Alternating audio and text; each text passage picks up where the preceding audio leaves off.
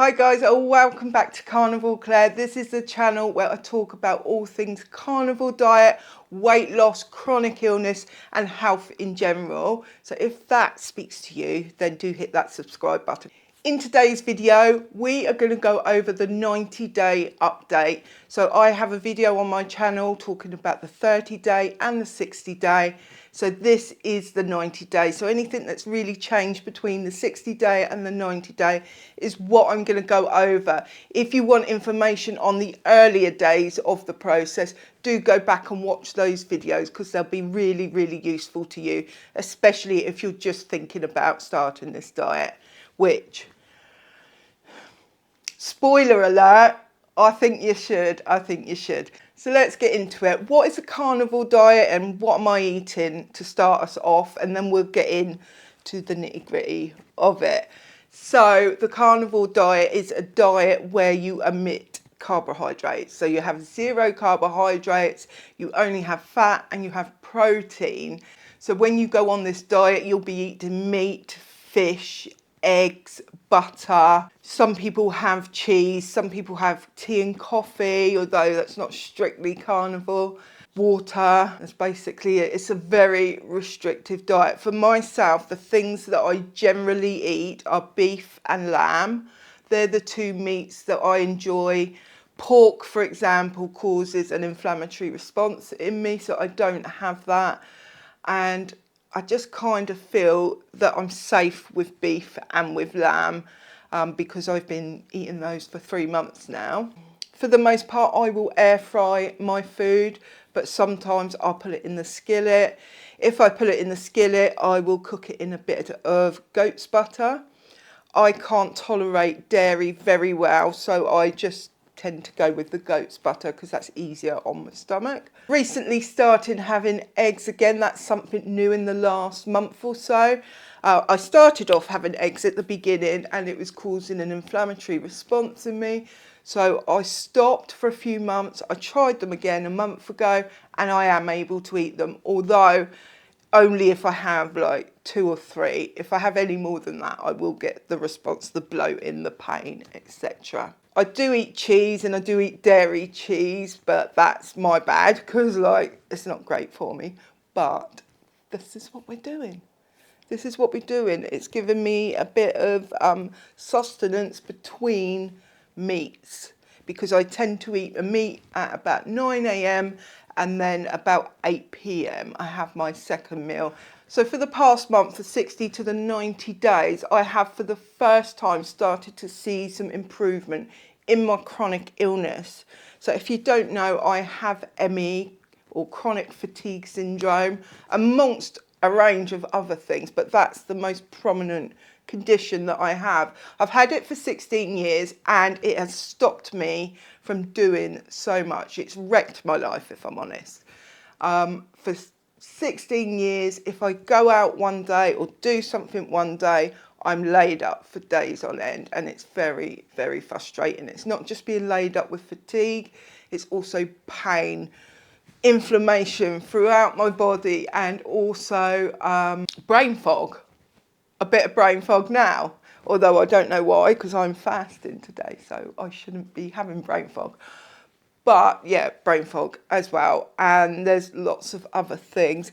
Now, a couple months ago in one of the previous videos, I talked about how I can now listen to music. I have a condition whereby I get really annoyed with sound. Not just annoyed, but it can make me really, really ill if it goes on and on. But I am now able to listen to music, which is fantastic. So in terms of my chronic illness, not only do I suffer, get the payback the days after, but actually when I'm doing the exercise, I have very low tolerance for exercise and my whole body will get completely inflamed, which means I couldn't do much. Before starting the carnivore diet, I was pretty much bedbound, bedridden. I was getting up for maybe an hour or 2 a day. If I felt really energetic, I'd have a shower and then I'd be straight back in bed. That's how bad I was. And I was losing the will to live, if I'm honest. If you watch my vlog channel, then you would have seen some of that. Well, what I'm finding in this last month is my exercise tolerance has increased. As you may know, if you've been watching my previous videos, I have been suffering with depression, and that has impacted my fatigue levels as well. But this month I have started to do some walking, and that has been fantastic, not only for my mental health. I feel that I've come out of that depression now.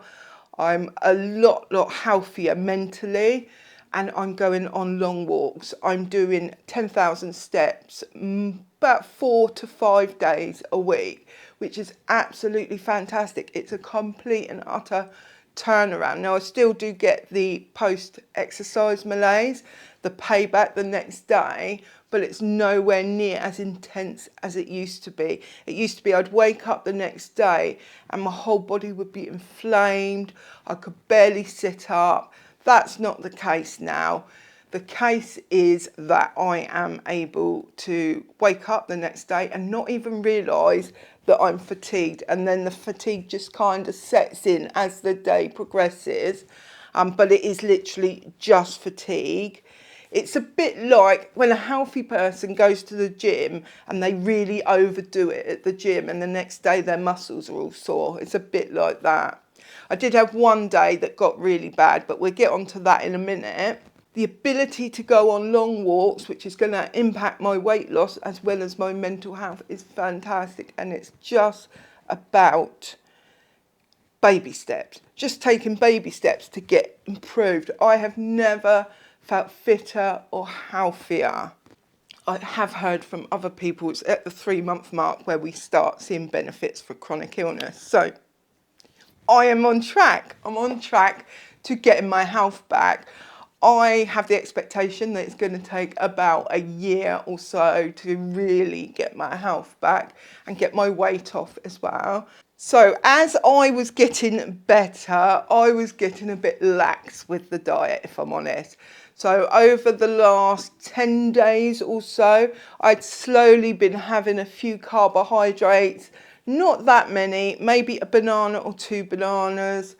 I might have had an avocado here. One day I bought blueberries because I heard that they don't raise the blood sugar. And at first it was okay. I was kind of doing it because I have sleep issues, and when I eat carbohydrates I can sleep. And I was getting a bit desperate for the sleep. But what I found is as I went on and on of having these carbohydrates every day, and as I say, it wasn't many at all. It's under 100 grams of carbohydrate. After a week or so, I started to become really inflamed. I started to get the post-exercise malaise again. I had one really bad day where I felt like utter shit, like I did before I started this diet. And that kind of told me, you got to stop with the carbohydrates. You've got to get back on track because this diet is really, really good for you. So that's what I've done. I'm about day 3 back into the strict diet now. So as you know, when I do these update videos, I always want to offer a balanced view, a balanced experience that I'm going through, and it's never all positive. One thing I find, actually 2 things I'm finding with this diet, is that my sleep's really bad, and also my weight loss has completely, not completely, but almost completely stalled. So I started to wonder whether this diet was sending me into fight or flight mode, because that would make sense. When you're in fight or flight, your metabolism just stalls, and also you won't sleep because you're on high alert. And I did do some research. I did read one article of a guy talking about this is a thing. And when I went back on the carbohydrates, my sleep did revert back to normal, and oh, it was beautiful. It was beautiful for a few days. So, yeah. And since I've gone back to the protein, actually not so much the protein, but last night I started fasting at about 7 p.m. I had my last meal, and normally I'd be having some cheese or something before I go to sleep. And I didn't last night, and I was really hungry, but I stopped myself and didn't have anything. And then my sleep was really, really poor last night. I've had about 5 hours, 4 or 5 hours, and I kept waking up all night. The other issue with carbohydrates, it's not just the inflammation, is that I don't lose weight. I start putting it on. And so if I want to lose weight, which is one of my main objectives, not the most important, but it is, I'd say, the second most important objective, then I have to do the carnivore diet. And also I have to do it because of the inflammation. So I'm just going to have to suck up the lack of sleep for now. It's driving me mad, but it is what it is. I want my health back, so I want to be able to get really fit. And following this diet, that looks like it's going to happen in a matter of months, if not weeks. So I really, really want to stick to that. And the other thing is that I want to lose weight. So let's talk weight loss for a minute. So in the first month, I lost nothing at all. And that was a bit weird, but my body was doing its thing. The second month, I lost quite a bit, really, really quickly. It just was dropping off of me, and that was about 21, 22 pounds. And now for the third month, I'm up to 30 pounds lost. So that's a really, really good, really happy with that. But it has felt, because the weight loss always comes in fits and starts, and it gets quite frustrating. So many years ago, about 12 years ago, I actually lost 7 stone or 100 pounds roughly over 7 months. And the weight just fell off me. And that I was doing a traditional diet, but I was eating from 3 p.m. to 2 a.m. So I was kind of fasting as well. And the weight just fell off me. That's not how it happens on the carnivore diet. And it's not just me. I've seen it in Facebook groups and other places where people are saying they have an initial loss and then it stalls, and then they get dribs and drabs, and then it stalls again. And it can be really, really frustrating if you're not used to that way of dieting. But I will say, when I'm really on track, because I've tried lots of different things. I've tried increasing the fats, reducing the protein, increasing the protein, reducing the fats. I've tried calorie counting, having 1,500 calories a day.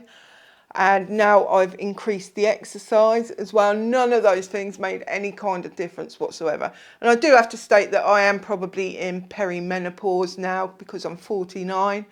I don't have the menopause yet, but it can't be that far away. So that could well be impacting me. If I can continue to lose 2 pounds a week, which I don't know if that's going to happen, by the end of the year, I can be 60 pounds lighter. So that's what I'm aiming to do. I have about 80 pounds total to lose now, but I'd be very happy with a 60 pound loss at the end of the year. What I find is, if you really stick to the diet, calorie count as well if you need to, but you don't have to. But calories do matter on carnivore. Don't let anyone tell you they don't matter. They do matter. And if you eat too many calories, you will put on weight. But if you're consistent in eating the right amount of calories, and you're consistent in getting exercise, and you're just consistent, the weight will fall off. It might be a little bit slow in places, but it will come off. I put this top on today, and I haven't worn this for maybe a year. It is way too big for me now. So we're going to keep going with the weight loss, and we are going to keep seeing a reduction. And it's important not just to rely on the scales, but also the measurements as well. But that was my problem. The measurements weren't moving, as well as the scales not moving at times. But I am keeping monthly measurements, and my hips and my waist are down 6 inches each since I started this, and my bust is down 3 inches. So something is happening and something is working. That is my update. It's a lot more of a positive update than last month. So if you did like this video, leave me a comment down below. Let me know how you're getting on your carnivore diet, because that would be really helpful. Let me know how you're doing with your weight loss in particular. As I say, the chronic illness is the most important thing for me, but the weight loss is also really important for me, because they're going to feed into each other and they're going to help each other. Like, comment, subscribe, buy me a coffee if you would like, because this channel is not yet monetized. Give me your ideas for videos down below, because I do not know what to post really apart from these updates. I will do what I eat, but it's really boring. It's really boring. It's the same thing every day, and I don't really make recipes or anything. So I might do that video, but I just don't know if it's going to be useful to you. Let me know down below, and I will catch you in the next one. Bye for now.